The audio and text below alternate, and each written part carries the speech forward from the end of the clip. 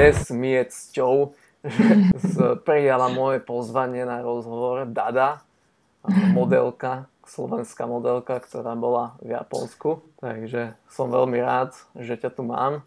A dnes sa budeme rozprávať o zaujímavých veciach, ako si bola v Japonsku v rámci modelingu a čo si tam zaujímavého zažila.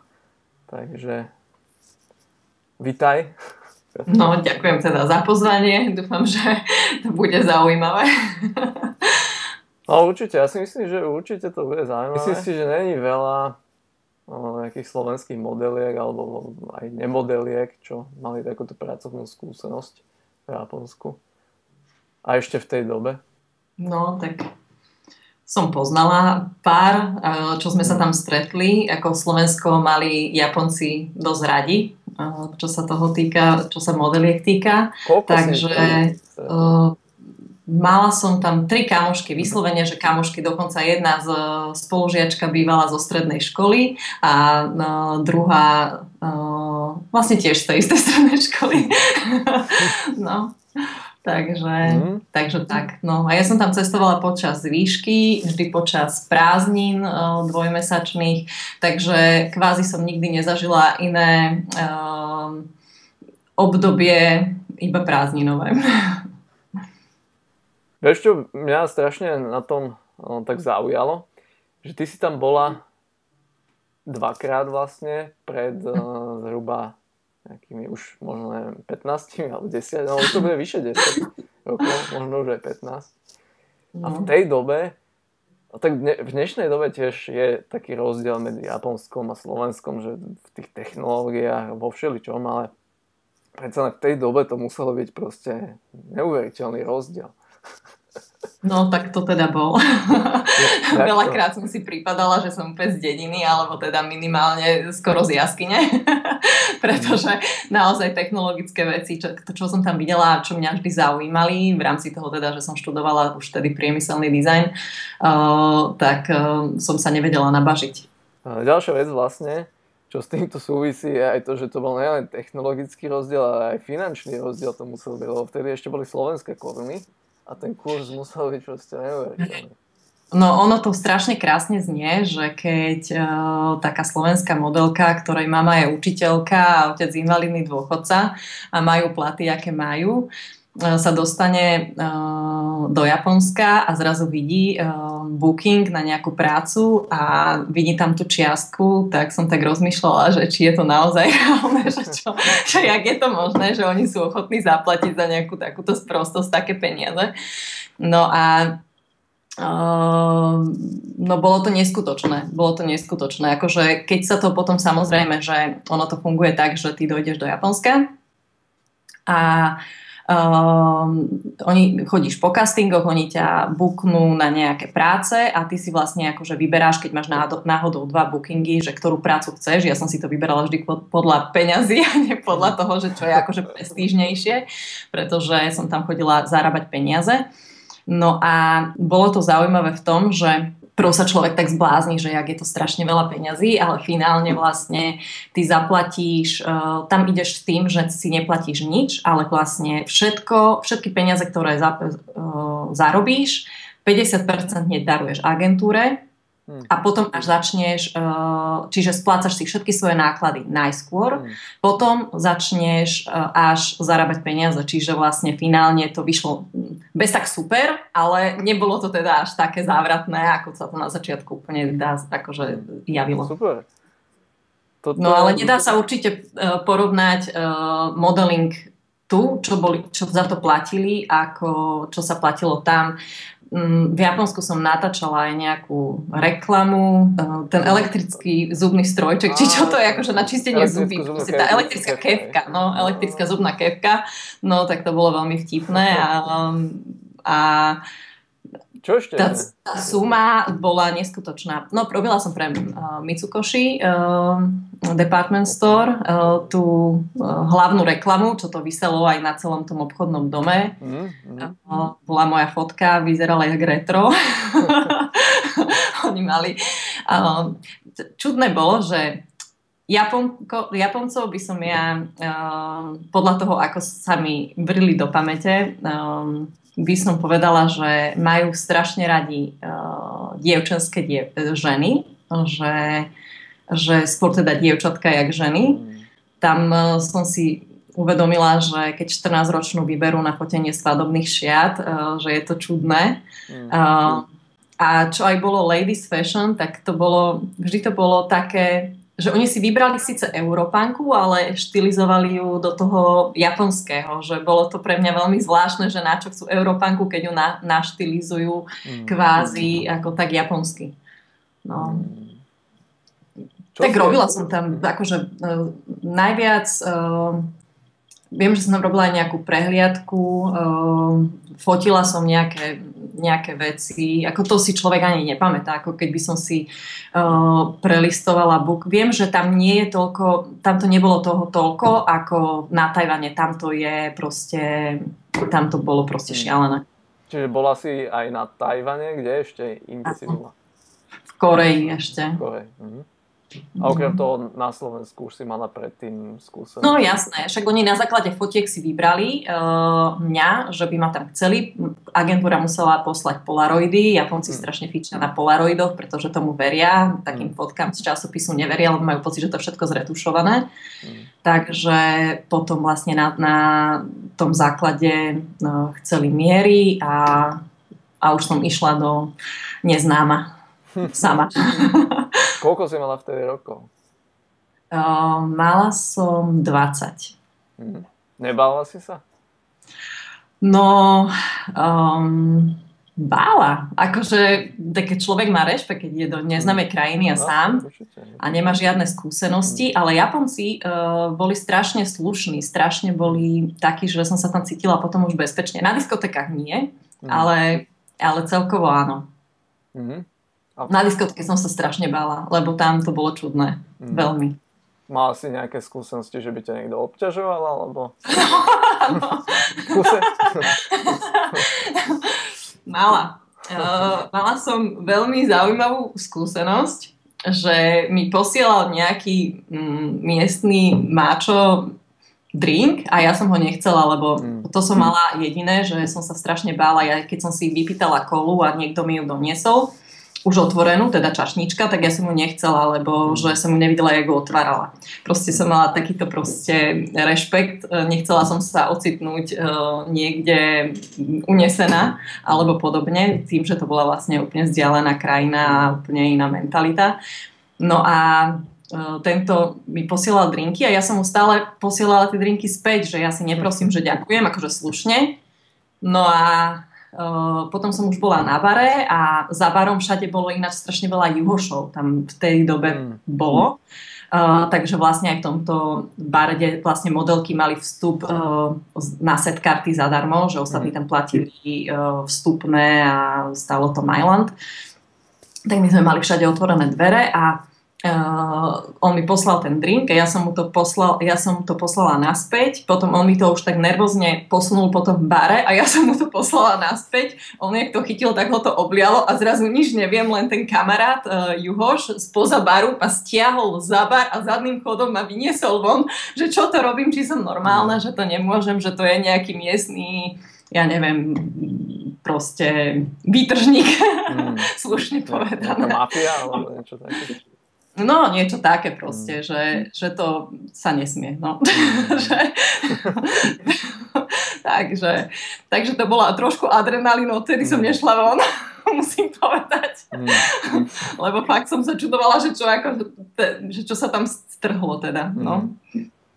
No, tak ešte, že Slovania držali pokope. No. Takže... Ale okrem tohto to bolo jediné negatívne, ináč som mala všetko pekné spomienky a pekné zážitky, ako veľmi skôr opačné. Čiže v rámci práce sa k tebe vlastne akoby správali vždy dobre, No, v Japonsku je to strašne, to bolo zvláštne v tom, akože veľmi príjemné v rámci toho modelingu, že oni napríklad, aj keď som mala nejakú špinku umiestnenú v dekolte, tak oni mali, to trvalo niekedy až 15 minút, kým som sa dozvedela, čo mi vlastne chcú povedať, že nech si ju tú špinku dám preč, keď ma idú fotiť, lebo vlastne slušnosť im nedovolila mi a tam ani ukázať prstom, takže to bolo strašne milé. No a také, že celkovo aj kritika od nich bola taká strašne okolo idúca a napríklad si pamätám jedno, keď som dostala jednu prácu a ja som ju nechcela prijať, pretože bola za menej peňazí a ja som tam mala vtedy booking aj na fotenie katalógu, čo bolo viacej ako fotenie časopisu a ja som nechcela ten časopis, ale chcela som fotenie toho katalógu. A oni to nevedeli pochopiť, pretože dievčatá vlastne preferujú tie časopisy, lebo je to prestížnejšie a keď chceš robiť kariéru, tak je to proste pre teba lepšie. A oni sa s tým vlastne môžu pochváliť, že niekto od nich dostal takú prestížnu ponuku a ja, že nie, že ja som tam kvôli peniazom a si pamätám, keď som im povedala, že nie, oni ostali z toho úplne v šoku, pretože vlastne pre nich nie neexistuje. Takže to boli, normálne tam nastal šum, všetci boli takí čudní a začali si tak šepkať a úplne boli v panike ja, že čo sa deje, čo som spravila a potom ako mne druhý skúsený model povedal, že to sa takto nehovorí v Japonsku. V Japonsku sa povie, to je výborné, bolo by to super, rada by som, ale takto to bude lepšie. To je presne pre nich nie. Tak to som sa teda poučila, odtedy som povedala nie vždy takto zdĺhavo a boli spokojní. No. Takže neviem, akú máš ty skúsenosť, ale teda to bola moja. Ja som modelku nikdy nerobil. Ale skúsenosť mám. Ale oni mi povedali, že vraj to je vlastne tak stále, že vlastne tam to nie že adi, to slovo. Niekedy už keď mi došli nervy, tak som povedal, že nie, ale ináč tiež sa to obvykle sa to hovorí, že to je tak trochu, alebo začneš to tak odkecať. Áno, a to vlastne znamená, že nie, no, hej, presne. Ale, no.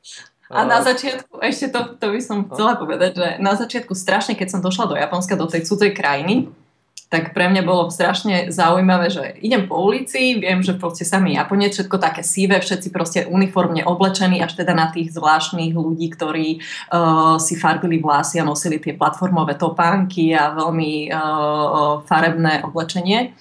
Tak stále počujem, co to máte a ja, že to sú nejakí Češi alebo Slováci a stále som ich hľadala. Som došla na to, čo to znamená, že počkajte chvíľu. Tak ale strašne veľa takýchto podobných. Ja som ich ešte si pamätala dlho potom, všetky tieto, lebo tým, že je fonetická tá japončina, tak som tam našla teda veľa slovenských zaujímavých vied, ktoré vlastne neboli slovenské. Každopádne počul som o tom, že v Strednej Európe, na Slovensku, Čechách a tak ďalej, že tá situácia, to, jak to funguje vlastne v tých agentúrach, je práve tie podmienky sú také drsnejšie a častokrát sa vraj stáva, ak nezoberieš nejakú prácu, ktorú ti tá agentúra ponúkne, tak nemusíš dostať potom ďalšiu, ktorá je možno lepšia a tak ďalej. Takéto veci som počul. Jak to vlastne je? Ty máš kopec skúseností. No, tak v rámci Slovenska som sa s tým moc nejak nestretla, akože úplne ja som hlavne stále spolupracovala ako keby opakovane s niekým. Čiže čo som fotila do slovenských časopisov, tak som fotila kvázi stále s tými istými ľuďmi, čo boli úplne úžasní, výborná fotografka, výborní ľudia, že skúsenosti boli skôr príjemné a hlavne som mala okolo seba kamošky, s ktorými som aj chodila teda na strednú školu a bola to taká zábava, že vždy to bolo spojené s takým niečím príjemným pre mňa. Ale Japonsko bolo vlastne úplne iné. Môžem spomenúť napríklad to, že veľmi ma udivovalo, ako napríklad na casting, čo sme išli na modnú prehliadku, tak celý deň tam čakali v Tokiu modelky z celého Japonska, ktoré tam proste sedeli, už boli veľmi unavené, niekoľko hodín čakali a vždy, keď tam došla nejaká tá agentúra s týmito európskymi modelkami, teda celosvetovými, lebo však tam boli aj z Ameriky a tak vlastne mali prednosť. Čiže vždy boli také dávané na druhú koľaj. A pritom ja musím povedať, že pre mňa boli tie japonské modelky tak krásne a výnimočné, že ja som si pripadala, že som na ženy, lebo som ich vykúkávala, že jak je možné, že príroda spraví takú krásnu ženu, proste on úplne dokonale. No, takže to bolo také čudné, že skôr tým japonským modelkám sa tam správali tak nejak druhorado. Aj keď sme sa potom už bavili, tak finančne im dávali o moc menej peňazí ako nám. Čo bolo čudné. No. Tak vy ste tam museli cestovať cez pol kontinentu. Tak áno, ale boli sme tam 2 mesiace, čiže čo za tie 2 mesiace, keď idem z jedného miesta do druhého, tak zase sa mi nič nestane, nič iné na práci nemám, tak z času mi vyjde. No, neviem, bolo to také akože diskriminačné. Kedy si vlastne ty začala s tým modelingom? Koľko si mala rokov? No, pamätám si, že som bola na strednej škole, keď ma prvýkrát oslovil scout a ja som si myslela teda, že si so mňa robí srandu, lebo som mala pocit, že som taký pavúčik, rukatý, nohatý a že teda od toho ideálu ženskej krásy mám teda ďaleko. No ale keďže sa to opakovalo a stále ma niekto oslovoval, tak nejak akože počas strednej školy som začala robiť modeling. Ale necestovala som ešte do zahraničia, to som začala až na vysokej škole. A to som bola rada, že sa cestujem už taká zrelá, pretože som videla tie 14-ročné dievčatá, ktoré to vlastne vôbec nezvládali. Či už skúšali nejaké drogy, alebo proste alkohol a chlapi a ja neviem čo všetko. Čiže vlastne akože zamáva to s človekom, keď je sám a má týždenne proste nejaké peniaze na míňanie iba na seba a nemusí rozmýšľať teda, že každý týždeň proste ich dostane a chodí iba na tie castingy a kvázi si robí čo chce vo voľnom čase. Takže ty si vlastne začala hodne skoro, alebo teda neviem, či to je skoro v rámci modelingu, ale... No 14 ich začínajú baví, ako to je také, že kvázi normálne. No. A vlastne potom si sa venovala tomu modelingu až do dôchodku. Kedy si vlastne robila nejaké naposledy niečo s tým? Potom vlastne som prešla tak nejak na reklamy, že na modeling to už nie je, ale ešte reklamy, hej. A s tým modelingom to asi, jak je to vlastne tá agentúra, ktorá tá modelingová agentúra sprostredkováva aj potom aj prácu v rámci tých reklám, a či to je potom už úplne iný svet? Na Slovensku to funguje tak, že sú rôzne agentúry a oni volajú vlastne tipy. Oni sú oslovení, aby zohnali nejaké tipy na určitú úlohu. Čiže to sú to castingové agentúry. Takže, sú aj modelingové, ktoré organizujú castingy. Čiže vlastne ja som nebola upísaná v jednej agentúre, tým pádom som chodila po všetkých agentúrach. To ma zavolal na nejaký casting. Čo si vlastne teda robila, akú reklamu naposledy? Naposledy na banku. Na banku som robila. Dokonca pred 2 rokmi asi, no. No, tak to si ťa ešte určite pamätajú ľudia. Áno. Pozerajú toto video. Potom to som robila nejaké 2 reklamy po sebe na tú istú banku. Predtým som robila aj na pracie prášky. A takéto záležitosti proste. Hej. A tie reklamy. U nás na Slovensku je to tak, že reklamy sú najlepšie platené, že to sa najviac oplatí. V zahraničí je to tak, že vlastne sa tam oplatí aj to fotenie do časopisov, čo u nás je za smiešné peniaze a katalógy sú super. Platí. Ale my neprodukujeme katalógy na oblečenie na Slovensku, takže to je logické. No. A Japonci, ako celkovo Ázia je veľmi zvláštna v tom, že oni majú krásne oblečenie, ale keby ho nafotila Japonka alebo proste Aziatka, tak není to také cenné, ako keď to nafotí európska modelka a potom vlastne to má akože väčšiu hodnotu. Takže máme tu pribudla ďalšia modelka. Zbudená. Ktorú sme zobudili. Takže ako to vlastne s tým Japonskom ešte bolo? No ešte jedna vec bola zaujímavá, čo sa týka tej komunikácie s Japoncami, že vždy, keď som došla za nejakým Japoncom a chcela som sa opýtať na cestu alebo na niečo, čo niekde je, alebo čokoľvek, tak vždy kývali, že nie a utekali predo mnou, lebo sa strašne báli proste. Ale potom som sa naučila frázu, že prepáčte prosím po japonsky, tak akože už ostali, veľmi sa tešili, že mi po japonsky, ale potom som už začala s angličtinou. To už neboli šťastní, ale slušnosť im nedovolila odísť.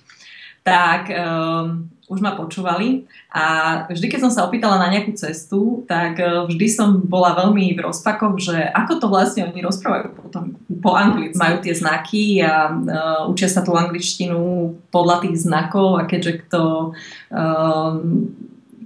sa teda podľa toho učia, tak to tak aj vyzerá, tak mi hovorili, že wait to momento a Mako Donaldo, takže keď som sa aj pýtala, že where is the McDonald, tak oni, že že Mako Donaldo, kudasaj.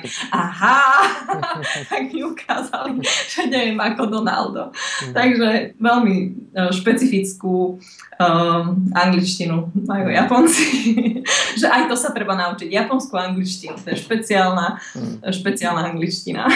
To je dosť problém pre takých, čo sú akoby native, ako sa to hovorí, rodení Angličania alebo Američania. Tak pre nich je to práve toto je jedna z tých ťažkých vecí, že vraj. Hej, ja som sa to hneď vlastne naučila, ja už som rozprávala na nich už hneď takto, japonskou, teda ja som si myslela, že asi by to teda oni skomolili a potom boli veľmi radi, že im to uľahčujem. Pre mňa bolo veľmi podstatné, že som sa nesmela opalovať. Oni si neskutočne potrpeli na farbe pleti, že otiene, že musela som byť úplne biela jak vápno. A si pamätám, som sa vtedy vlastne natierala stále vysokými faktormi niekoľko rokov, pokiaľ som robila modelku, takže všetky moje kamarátky modelky v Japonsku sa opalovali a ja som chodila pomaly s dážnikom, som sa skovávala, aby ma zobrali do Japonska, lebo keby som tam došla opálená, tak nemám jednu robotu. Ale ja som sa pýtala vlastne na to, že z čoho to pramení. Ja som bola vždy taká zvedavá, ja som sa ich vždy pýtala na všetko.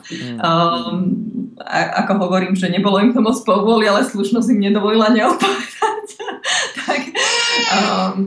Tak oni mi povedali, že vlastne to plynie z histórie, že vlastne tí bohatí boli vždy proste úplne bieli, sa chránili pred slnkom a tí chudobní, čo pracovali na poliach, boli opálení, takže tak mi to teda vysvetlili laicky. Určite, ja to tiež poznám pod takýmto. U nás zase na Slovensku si myslím, že to je naopak. Že áno, čím viac si opálený, tým viac si môžeš dovoliť luxusné dovolenky, takže... Ty si bola, teda v rámci toho modelingu si bola v Tokiu a v Osake. Áno. Mala si čas aj niečo... Áno, aj som cestovala. No, v rámci toho, že čo si ty nešťastná.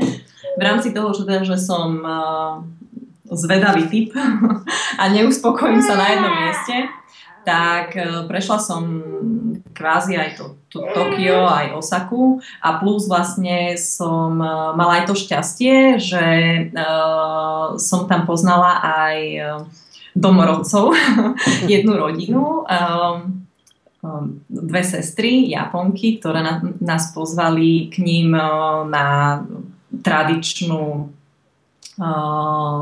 večeru, kde sa varila presne tá veľká polievka, kde bolo všetko nahádzané, čo sa vyberalo. Už si nepamätám, jak sa to volalo, ale viem, že si o tom hovoril. Nabe. dieli. No a bolo to fakt, že výborné, aj hlavne, že sme videli to tradičné bývanie, tie tradičné zvyky, vlastne úplne iný pohľad na to Japonsko ako ten pohľad turistický, alebo teda takýto pracovný.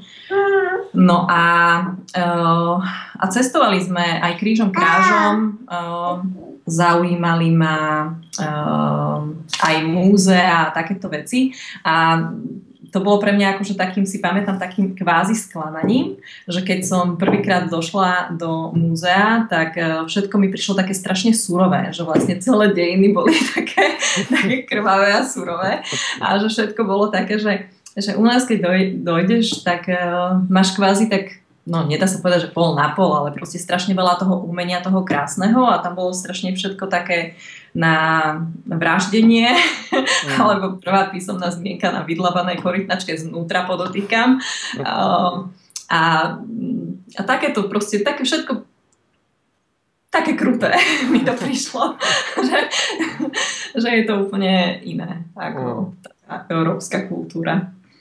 Pár črepniek a ostatné proste meče a dýky a vlastne tí ľudia, s ktorými si prišla do styku, tebe boli práve naopak dosť milí, nie? Áno, veľmi slušný, veľmi úslužný. Ako som spomínala, že veľmi sa ospravedlňovali,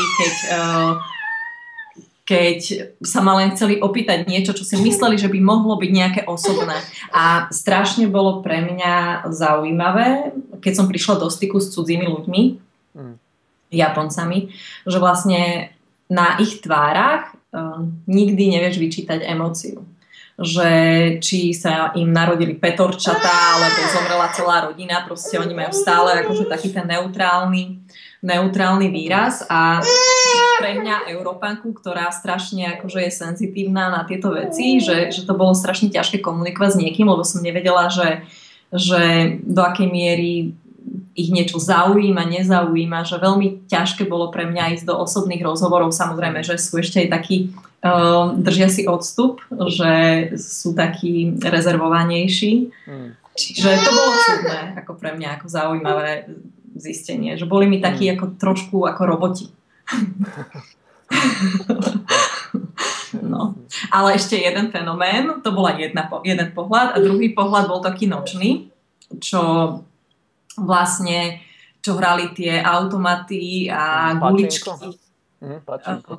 No, tak to bolo neskutočné a samozrejme aj tam naši vynaliezaví bratia Slovanie Juhoši vedeli zúročiť, lebo tam bolo zakázané hrať o peniaze, samozrejme oni vedeli aj toto obísť, čiže oni vyšli s tými guličkami a tam už čakal nejaký Juhoš, ktorý zobral ten balíček tých guličiek a speňažil to a bolo to zaujímavé, že naozaj všade na každom kroku boli v tom čase Juhoši a im predávali falošné telefónne karty, ktoré vlastne boli rozstrihnuté cez ten čip, prelepené nejak a predali vlastne za cenu jednej telefónnej karty nejaký balíček telefónnych kart, ktorých sme vlastne my Európania veľmi sa tešili a volali s tým na Slovensko za lacný peniaz.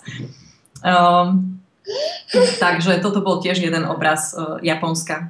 Že vlastne kriminálne živly tam boli Joši. A Rusi, tam bolo strašne veľa Rusov, ktorí tam volali na diskotéky, vykrikovali po nás po modelkách, že či nie sme z Ruska, že nejdeme do ich podniku a tak. Takže toto bol ešte akože ďalší obraz Japonska. To je strašne zaujímavé, že som tam bola pred 100 rokmi, ale to Japonsko je tak špecifické a tak veľa v tebe zanechá, že stále si spomínam na veci, ktoré som tam zažila a ktoré proste boli pre mňa úplne výnimočné a úplne iné ako vlastne ten bežný život tu. Ja sa ti chcem veľmi pekne poďakovať, že si našla čas a snáď ešte na budúce zase na nejakú tému sa spolu porozprávame. Ďakujem veľmi pekne a ja dúfam teda, že budeš natáčať ďalej videá, ktoré sú nesmierne inšpirujúce. Ďakujem. Čaute. Čau.